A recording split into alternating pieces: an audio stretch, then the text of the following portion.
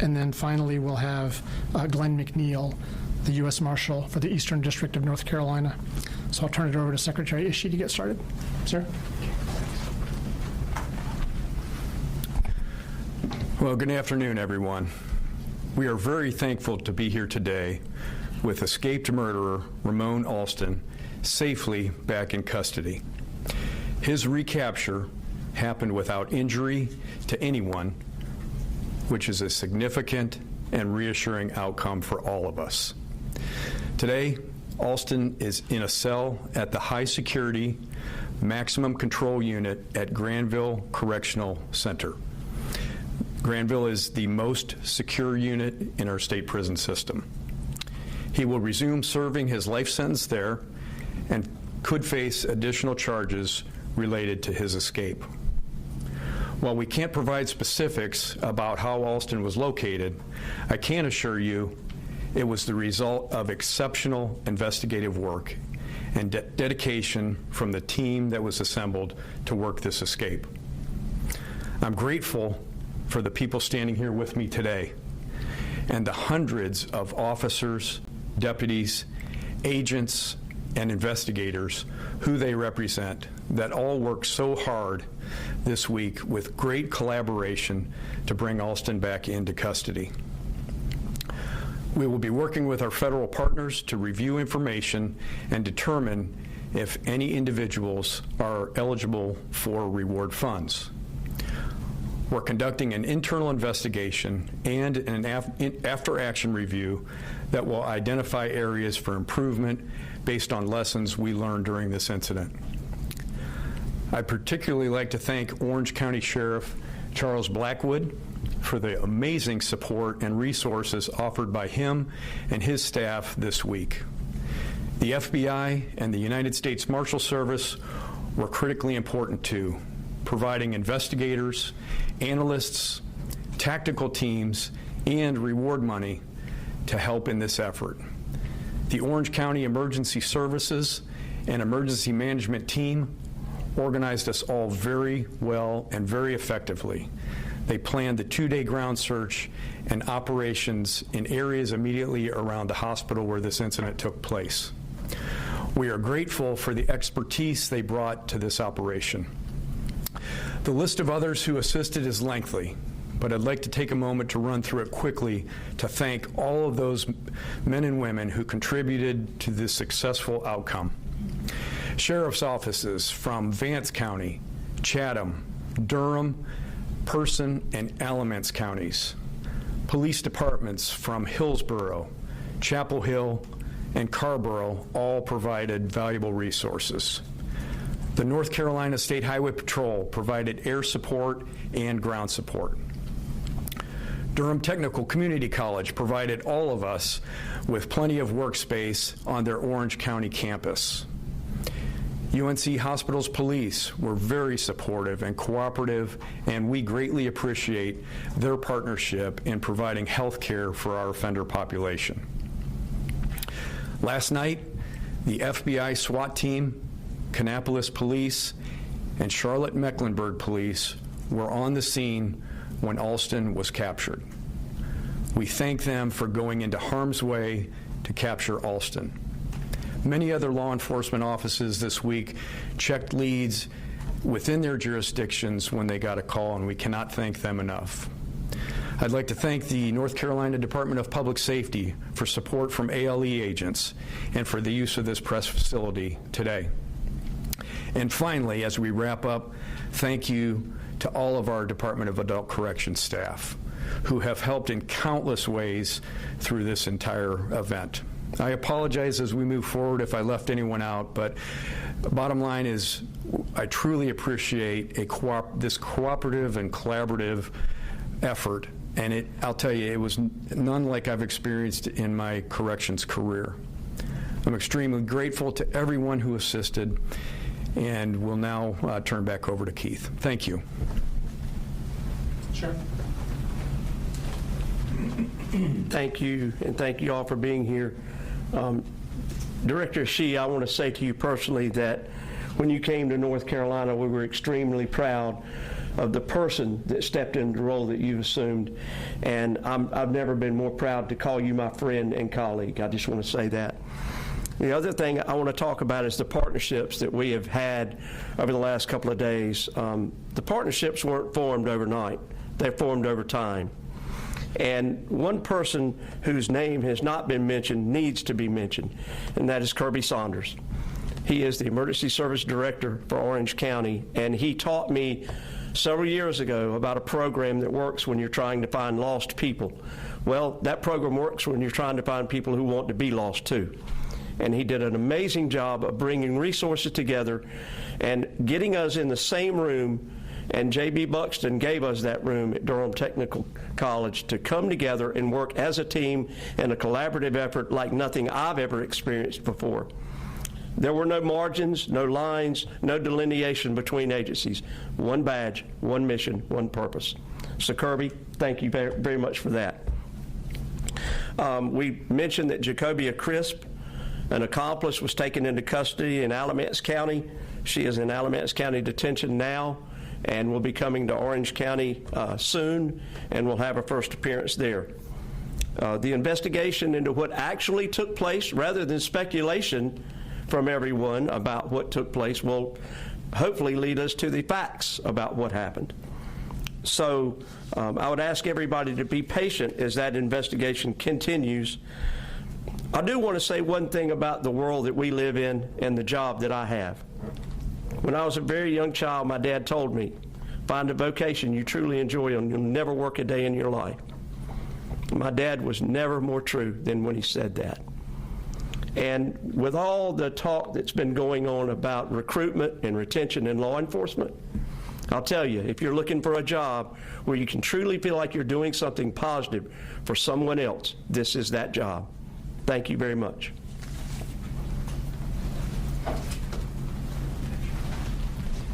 Good afternoon. My name is Bob DeWitt. I'm the special agent in charge for the FBI in North Carolina. I'll be brief. I just want to say thank you all for coming out to hear a little bit about the actions that were taken over the past 24 hours, but most of all, I just want to echo the sentiments expressed earlier by the Secretary, the Sheriff, and the U.S. Marshal. I've been in law enforcement for 22 years, and I have never seen an effort like this work with such synchronicity as I have over the past few days. There were no personalities that interfered with the investigation, and the folks that were on the ground doing the work that needed to be done worked shoulder to shoulder from beginning to end. Many of them still have not slept. So I could not be more grateful for the partnerships represented by the leaders that you see here on the stage and the men and women that they represent. So just grateful for the resolution to this, the fact that it was ended safely for everybody involved. So thank you very much. Good afternoon. Glenn McNeil, the Marshal, United States Marshal for the Eastern District of North Carolina, and it's an honor and privilege to stand before you. The Marshal Service has a long-standing history of partnering with our federal, state, and local law enforcement partners. And on August the 13th, that was clearly evident when Secretary Ishii called me that morning about this offender. We knew exactly what to do. The relationships that we have, that we formed through our various task forces, we immediately activated and have worked nonstop for the last 3 days. The collaborative efforts and the partnerships that we all share, they're very meaningful, and they've stood and will continue to stand the test of time. And so, Sheriff, thank you for your partnership. FBI, thank you all. It was a collaborative effort, and we are, with the Marshal Service, glad to be a part of it. And I can't thank the men and women that represent the Marshal Service that work tirelessly to work towards this quick and peaceful resolution. I'd like to share with you all a quote of my good friend Sheriff Blackwood that he shared at the very first operational briefing, and I quote, "The right people are in the room," end quote. This quote not only energized and motivated all the law enforcement personnel who were present in the room, but it also instilled confidence in the public that our law enforcement community and our partners are going to work tirelessly to get the job done and to remove this dangerous offender from society. Thank you. Thank you, Marshal. At this time, we're glad to take your questions. I'd ask you, if you have a question, please step to one of the two microphones at either side of the room. And if you'd like to direct a question to a certain individual on the stage, please let us know who that is. Hi there, Heidi Kirk, WRAL News. Not sure if this is on. Can you hear me? Okay. I'm curious, other than Crisp, do you believe that there were any other accomplices? And also, can you describe the relationship that you may have uncovered between Alston and Crisp?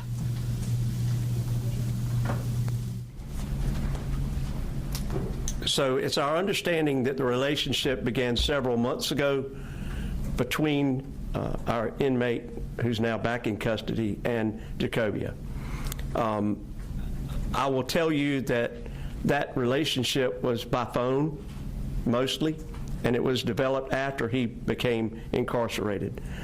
As far as other folks that are involved, we certainly are investigating that and hope that we can answer those questions. Again, that goes back to my earlier statement that we want to find out the actual facts about what happened rather than speculation. Thank you. Hi, William Tong, News and Observer. I just wanted to ask, is there any indication right now of how the inmate was able to remove his leg restraints or any other information about the actual escape?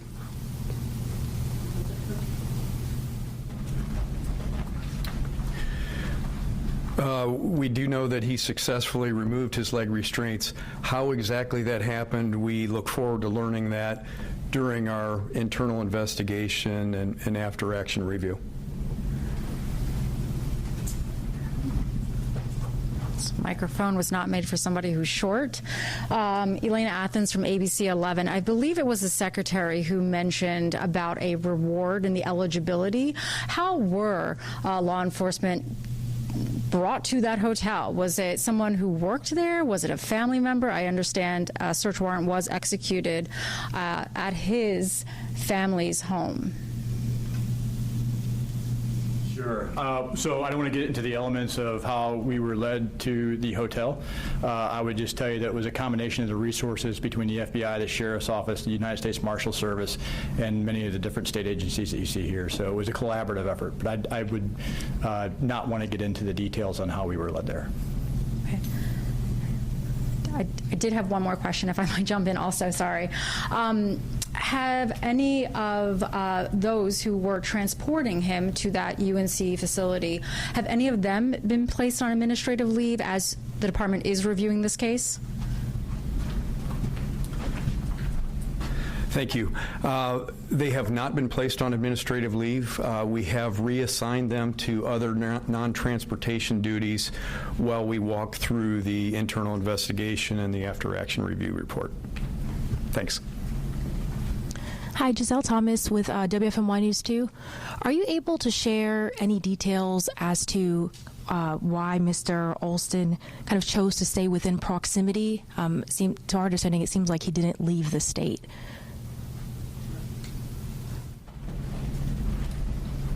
I want to make sure I understood the complete question, and that is why he stayed in the proximity. Because the resources that he had were not strong enough to get him out of the proximity. When you're running like that, you don't think straight. You shelter down. He felt like he was far enough away until he could make other arrangements, but it's only been 3 days, so he didn't have a lot of time to do that. I do have a quick follow-up as well.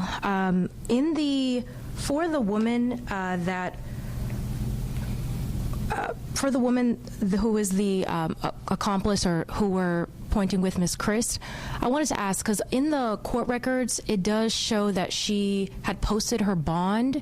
So with her posting her bond, does that mean that she's going to be still coming back? I know you mentioned that she's going to be back in Orange County custody. Just wondering if she's able to be released, and she did post it. So in the event that someone posts a bond, they're able to be released from detention. If they have a first appearance, they're bound to appear for that case. That's what the bond is, to ensure that they do appear for their next court date.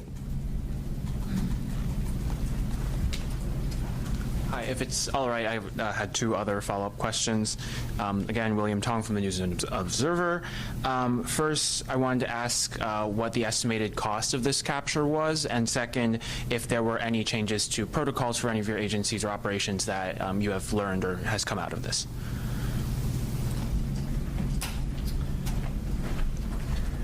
Thank you.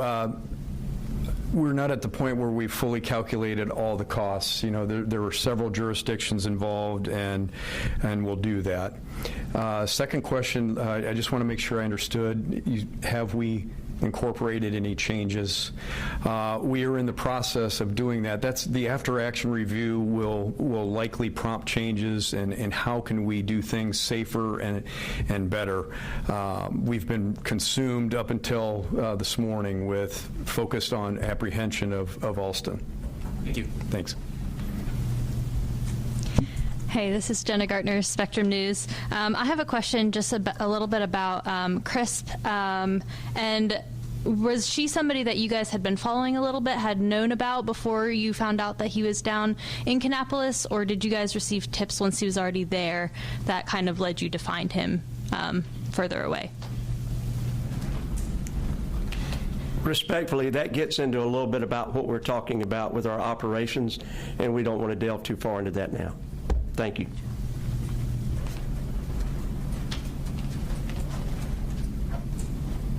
Hi there, Heidi Kirk again, WRAL.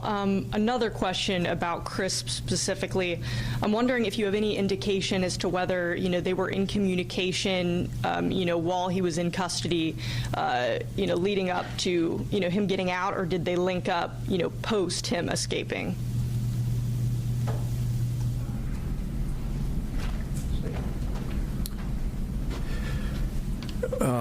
We're still reviewing that. That really tends to be part of both the criminal investigation and our internal. So, rest assured that that's something that we will be looking at, as we move our efforts forward, both with the criminal and with the after-action review. Our interest is to get better, to protect the public better, protect our staff better. So we will be working day and night. We started this morning on our after-action review. As soon as we woke up, the after-action review process started, and we're going to move very aggressively with that to get it to completion so that we can make things safer. Could you go a little bit more in depth on what that after-action review looks like? Sure. It's very common. We use it often following an incident. We are going to assemble a large team. This was a big incident, so we will have several staff from many different disciplines involved in that. They will be working over the course of the coming weeks to just review everything about the incident, analyze our policies. How can we make our policies better? Look at our practices. How can we still deliver community standard health care, but be safer and make sure that we do everything to ensure that something like this doesn't happen again. Thank you. Thanks. Let's take a question from Ben, and then we'll wrap. Ben Boken, CBS 17. I think this question might be best for Sheriff, but can you describe, from what you've learned, what this relationship was like with Crisp and Ramon Alston? Based off of everything you've learned, can you describe how their relationship kind of developed? I cannot describe what their relationship was. She's not in the detention center. He is. So we know it was through telecommunications of some sort. But how detailed that was, or whether that was something more than just a friendship, I can't answer that now. That is also something that's under investigation. Is there any word on how they met? Not this time. Can you describe really quickly the impact that all of this has had on your community? I think the impact it's had on our community as a whole was that it heightened everyone's concern for safety. It also shined a spotlight on law enforcement. It also shined a law enforcement light on our prison systems. And one thing that we have to realize is that we operate sometimes in our own silos. What this operation has given us an opportunity to do is break down a lot of those silos and learn to work better together. And as we talk about the hot wash and after action reviews, so much has been learned about how to keep our community safer and how to make our public feel better about what we do. There's been a tremendous loss of respect for law enforcement over the past 10 years. But it's not just law enforcement. Society has lost respect for one another. And if I had a magic something to make this all be better, I would hope something good could come from this incident. But I think we've all worked very hard at this, and I think our community probably feels a little bit better about what we do, and a little bit more about what we can offer to them as far as keeping them safe. Thank you all. Thank you.